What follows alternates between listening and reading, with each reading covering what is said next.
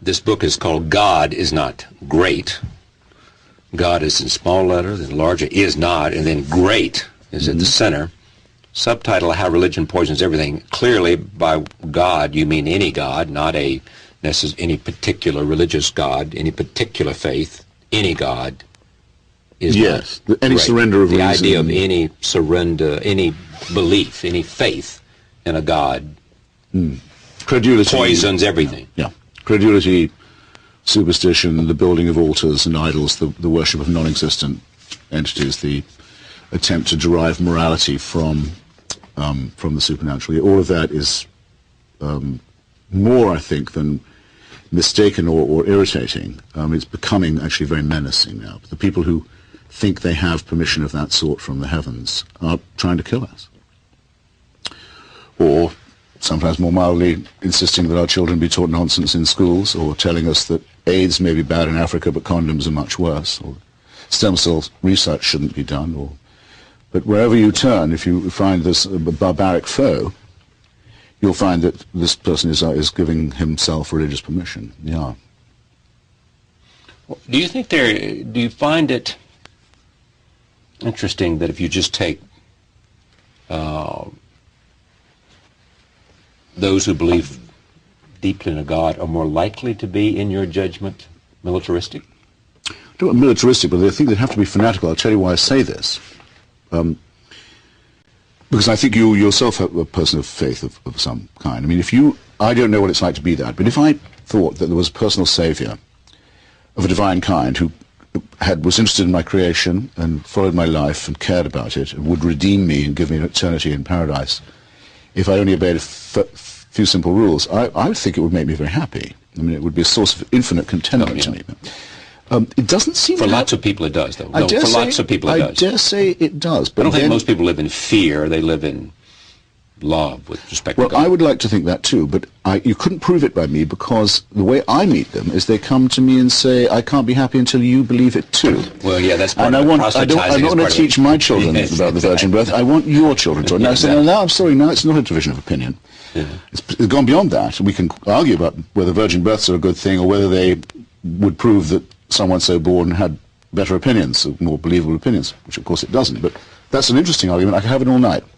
I really thoroughly enjoy it. We should do it more often. But they won't leave me alone. They won't. And that makes me nervous, because it makes me think, well, I don't think they can be very confident in their beliefs then. They can't yet be happy. I don't believe it yet. As part of the promotion of this book, are you spending a lot of time? Is everybody who has a television program wanting you to sit across the table from somebody who's a believer? Yes, we're spending most of the first swing of the tour is in the South, and we've issued successful challenges wherever we go to. Or I say we. That's my publishers and I. I'm not using the we in the royal sense. I have said I'll debate any professor of theology or any priest or rabbi or imam anywhere. And they've all said, yes, we have a challenge in every city now. Oh, is that right? Yeah. I read this review yesterday. Jack Miles is distinguished professor of English and religious studies at UC Irvine. You've obviously read this. Sure, and I've read Jack's biography of God. And?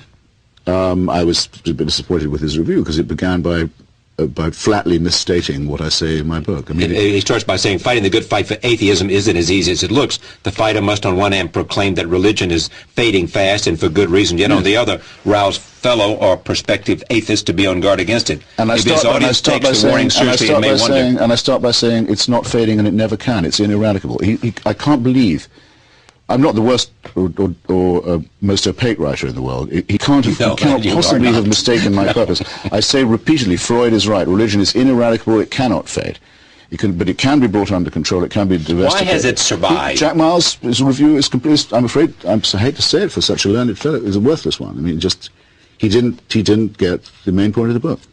And why has it? I mean, reviewers make this point left and right. Why has it survived as it has? Well, the essay that I quote is the Freud on the future of an illusion, where he says, look, it comes from wish thinking, which is a very strong impulse in our cortex, that the wish is father to the thought. We don't terribly want to die. And religion says, well, you don't.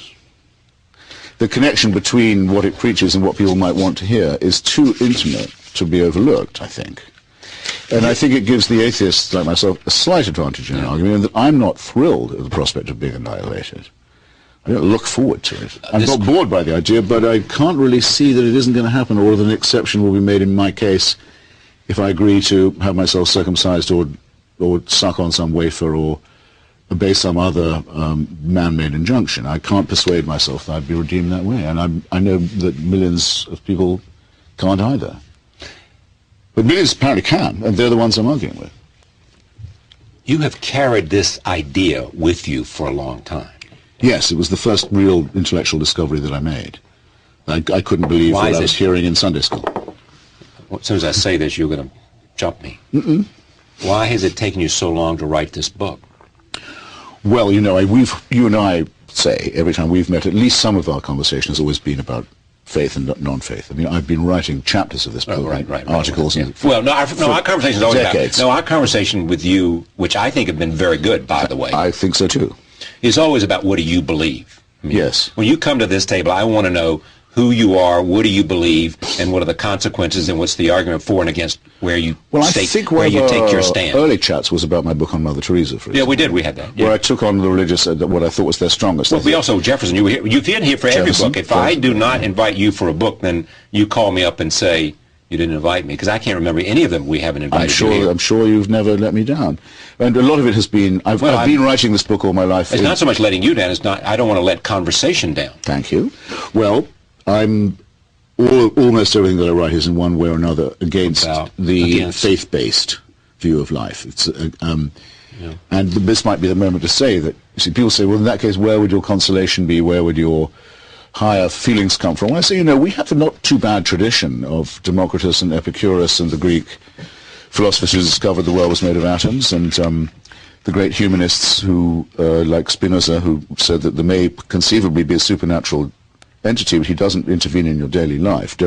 What did Einstein say about God? Well, Einstein took the same view. He was a Spinozist, actually. He said very, very directly, he said, the universe is so marvelous, right, that he said you believe in God because there are no miracles. Right.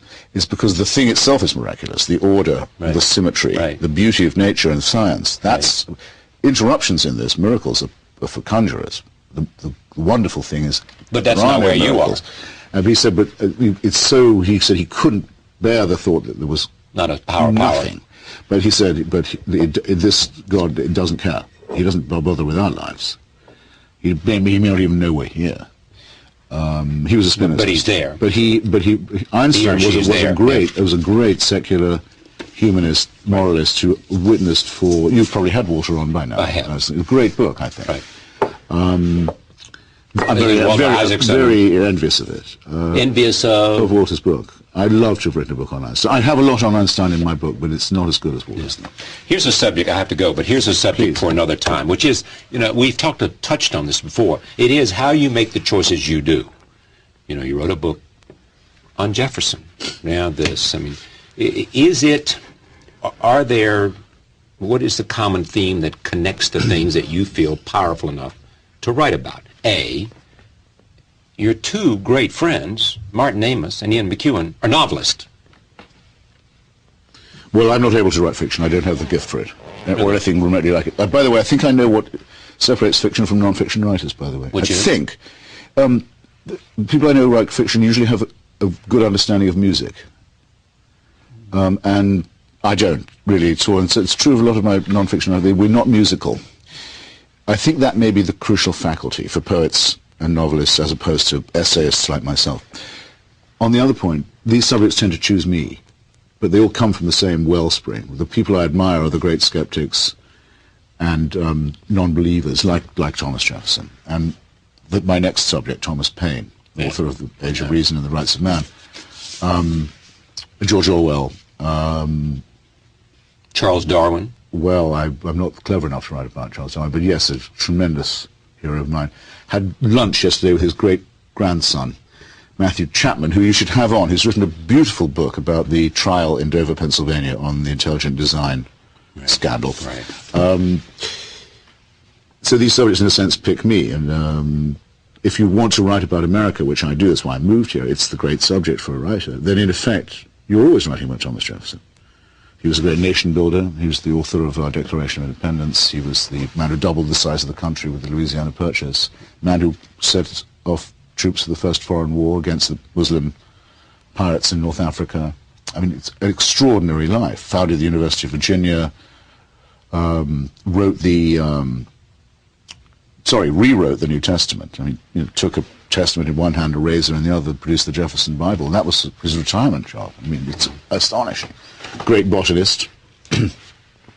Never wrote a book, did he? No, but he's... Never wrote a book. But his collected letters are majestic work. Proves that the greatness of the United States is in its secular constitution. He took most pride in he founded the university, not being president, founded the University of Virginia. He wrote the articles... the Virginia Statute on Religious Freedom. On religious freedom. That's on his obelisk. Right. He wanted to remember for that the Declaration and the University. And the Virginia Declaration becomes the First Amendment to the Constitution, which says the state can't intervene in religion. And we have no idea how lucky we are to have this constitutional protection. God is not great, how religion poisons everything. Christopher Hitchens, thank you for coming. Charlie.